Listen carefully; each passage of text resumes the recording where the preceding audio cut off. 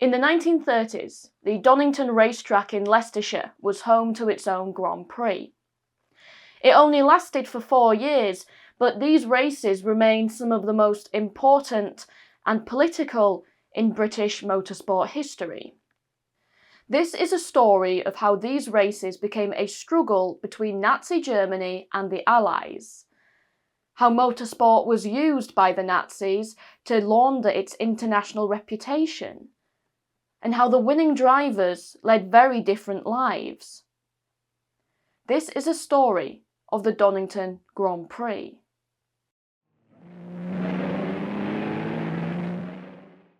The first race was held in 1935. Britain had not hosted a Grand Prix for 8 years. The racetrack was 2.5 miles long and lasted for 120 laps, a total distance of 298 miles. It was won by British driver Richard Shuttleworth, who completed the course in 4 hours and 47 minutes in an Alfa Romeo P3.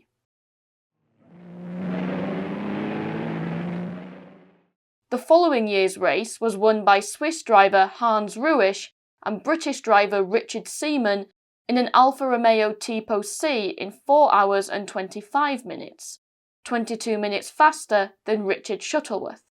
Seaman's win completed a hat-trick, having won the 2 previous races at Donington that year, the British Empire Trophy and the JCC 200. We'll return to these drivers later, but first, the Germans are coming. Germany dominated motorsport in the mid-1930s. In the 1935 Grand Prix season, 5 of the 7 major championship races were won by German drivers. 6 were won in German cars. Star driver Rudolf Caracciola won 4. In the German Grand Prix, the Italian driver Tazio Nuvolari, driving for Ferrari, held out against this vast competition and won the greatest race of his career, beating a field of German cars in an underpowered Alfa Romeo P3 in front of Nazi officials. This would be the only time a non-German car won a championship race between 1935 and 1939. Motorsport, like the Berlin Olympics, was seen as an opportunity by the Nazis to demonstrate the superiority of German athletes and engineering. Hitler wanted a state-sponsored racing program, and in 1936 the Auto Union was established. An amalgamation of 4 different car manufacturers, it's the predecessor of today's Audi company. One of their key designers, Ferdinand Porsche, founder of the Porsche company, later designed tanks. The government also funded Auto Union's rivals, Mercedes-Benz. In 1935, Auto Union won the Italian Grand Prix.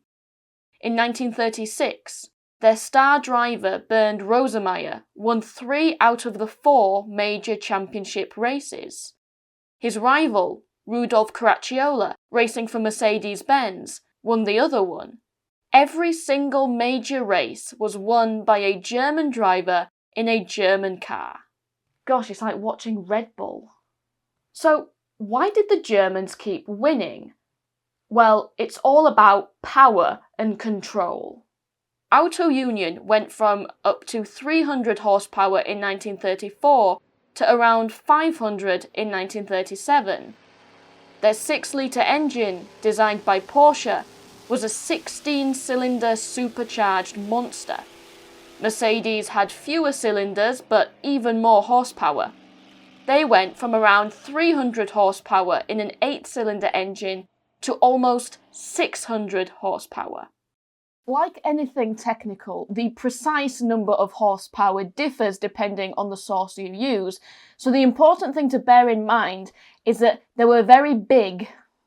To put that into perspective, it wouldn't be until the 1980s turbo era that a Grand Prix car would again produce that amount of power. But power without control leads to all kinds of trouble. These cars were only half the weight of a modern family hatchback, with 5 times the power, and all going through narrow tyres that, to our eyes, look like pram wheels. To improve control, Auto Union used Porsche's innovative independent rear suspension and limited slip differential. For 1937, the Mercedes team added control through a radically stiffer new car, the W125. This resisted twisting and flexing, enabling the suspension to control the wheels more precisely. Put simply, the German cars were just better than anything else on the field at the time.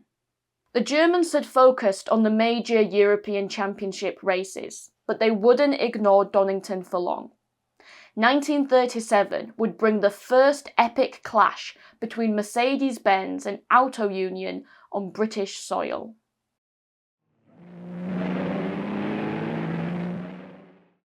Once again, in the 1937 Grand Prix season, every single major race was won by a German driver in a German car.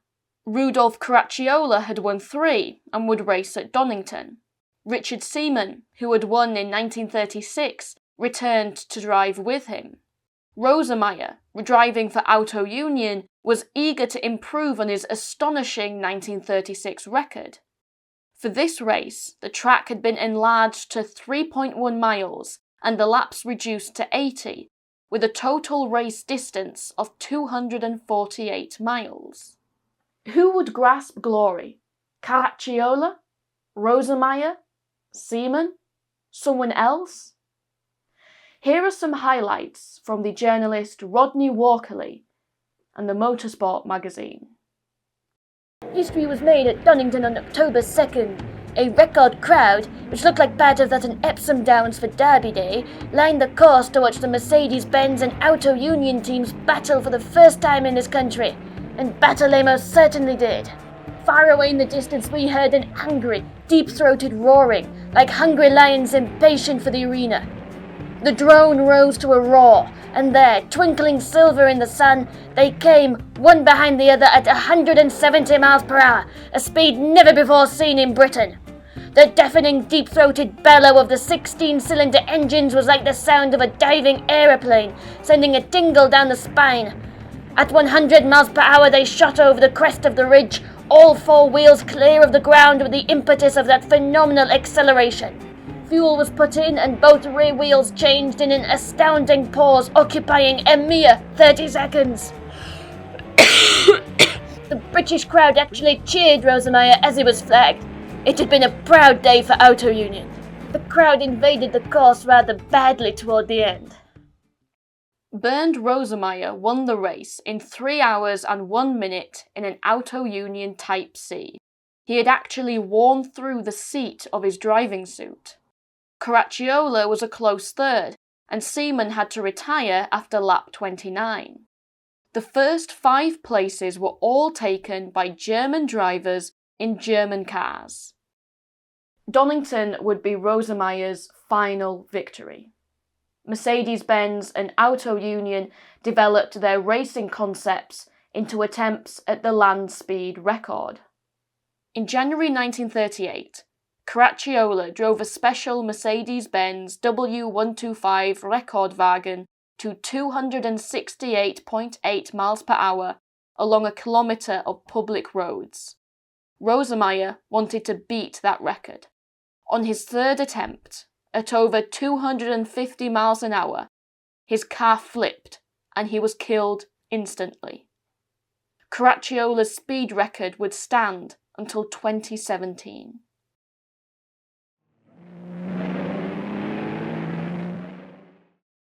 In 1938, the stage was set for an almighty clash of the racing titans.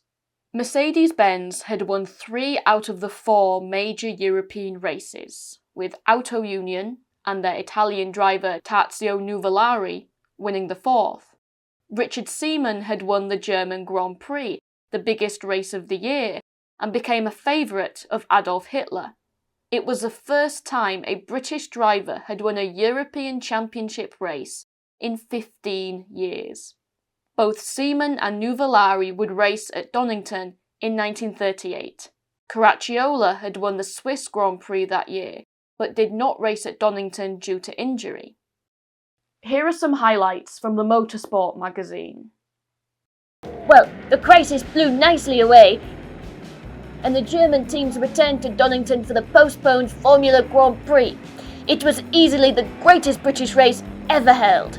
It was started by His Royal Highness the Duke of Kent and attended by Reichsleiter Adolf Heinlein, leader of motorsport in Germany, and a crowd of enthusiastic spectators estimated at 60,000. The German cars were passing the ERAs in all sorts of impossible places and sending the onlookers into fits by their immense cornering and terrific rush downhill to the hairpin. Hanson's Alta broke up its engine and dropped much oil by the approach to the hairpin. Every German car left the road as a result. Nuvolari slid off to the right-hand grass verge, recovered, and got away round the hairpin. Hasse now skidded to the right, shot across the road, hit some fencing on the outside of the course, which uprooted as if struck by a bomb, and smote the safety bank. Hasse was unhurt and, they say, at once leapt the fencing and shook off the ambulance men. Baumer's Mercedes-Benz came round misfiring and barely took the rise beyond Melbourne. As it breasted the rise, a dull glow broke out round the engine and the car was on fire properly as it got to the pits. Baumer leapt lightly out before it stopped, and the flames were soon out. The little Italian was astounding. He went out of the wood and down to the hairpin in his inimitable style, arms bowed out and flashing like pistons to head level, the car in full control, yet never straight for a moment. Thus ended the best motor race that Britain ever had. Tazio Nuvolari won the race in 3 hours and 6 minutes in an Auto Union D Continental. Richard Seaman was a close third. As before, the first 5 places were all taken by German cars. The race report finished like this: "It was a truly magnificent race, and all peace-loving peoples will join with us in hoping that we may still be at peace in October 1939, and that Germany, France and Italy will again compete in our only Formula Grand Prix." That obviously never happened, as the 1939 race was cancelled due to the outbreak of war.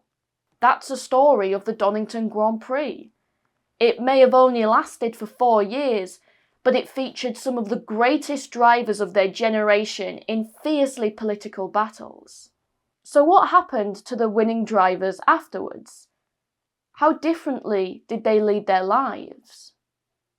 The 5 winners at Donington were Richard Shuttleworth, Hans Ruisch, Richard Seaman, Bernd Rosemeyer and Tazio Nuvolari. As we saw, Rosemeyer died in 1938. As a racing driver, he was a propaganda pin-up for the Nazis, joining the SS in 1933. He married German aviatrix Ellie Beinhorn and they became a celebrity couple. Despite his political allegiance, he is considered one of the greatest racing drivers of all time. Richard Shuttleworth was an avid collector of aircraft and motor vehicles, and the Shuttleworth collection continues today as a museum. Donington was his greatest victory. In 1936, he was injured and retired from racing. When war broke out, he joined the RAF. In 1940, during a training mission in a Fairey Battle light bomber, he crashed and died. Hans Ruisch won 27 races in his career. He later became a prolific writer, with his novel The Racer, based on the life of Rudolph Caracciola, adapted as a film in 1955, starring Kirk Douglas. He also became a prominent campaigner against animal experiments, enjoying an unusually diverse career before dying in 2007, aged 94. Richard Seaman's career with Mercedes-Benz was against his mother's wishes, who did not want him to drive for what she felt was a Nazi team. In the 1939 Belgian Grand Prix, he crashed his car into a tree and died. He was buried in London, and Mercedes-Benz tends to his grave to this day. He leaves behind a complex legacy. Undoubtedly one of the greatest British drivers of his time, he is nevertheless tarnished by his associations with the Nazis. At his funeral, Hitler sent the largest wreath. it would be 14 years before another British driver won a European Championship race, and almost 20 for the German Grand Prix. There's a lot of debate over how much Richard Seaman actually agreed with the Nazis or not. Some suggest that he didn't really care about politics and simply wanted to race for the best team. On the other hand, it's easy to take the money and fame and look the other way, especially when you contrast his life with that of Richard Shuttleworth, who died whilst training to fight the Nazis. In a way, Richard Seaman has become a bit of a scapegoat for this kind of thing. Tazio Nuvolari raced for Auto Union, but doesn't seem to come under the same level of scrutiny. And if we are going to talk about complicity in sports washing, then we should also examine the thousands of spectators who supported it. But in a way, the individual drivers were just pawns in a far bigger game. When Nuvolari left Ferrari, Mussolini himself persuaded Enzo Ferrari to take him back. This wasn't just about racing, this was about national pride. That year, Nuvolari won spectacularly at the German Grand Prix. He's regarded as one of the greatest ever racing drivers, winning 150 races in his career. He retired in 1950 and died from a stroke 3 years later, aged 60. And what about Caracciola, who, although he never won at Donington, is nevertheless a big character in this story? Well, he was one of the greatest drivers of his era, with an unbeaten record of 6 German Grand Prix wins. Like many others of his time, he is tainted by his association with the Nazis, but he seems to have maintained a distance from them, as he lived in Switzerland during the war and became a naturalised citizen. He died of liver failure in 1959, aged 58. The story of the Donington Grand Prix, it has a wide cast of fascinating characters. It's filled with brilliant storylines, high-speed action, and opens a window into the world of pre-war racing. But it can also teach us a lesson. Countries around the world still use sports as a means of laundering their international reputation, and we, as supporters and spectators, often turn a blind eye to the bits that make us uncomfortable in favour of just focusing on the action. If we're to learn anything from the story of the Donington Grand Prix, it's that international sport is a game of political chess, and the athletes are the pieces.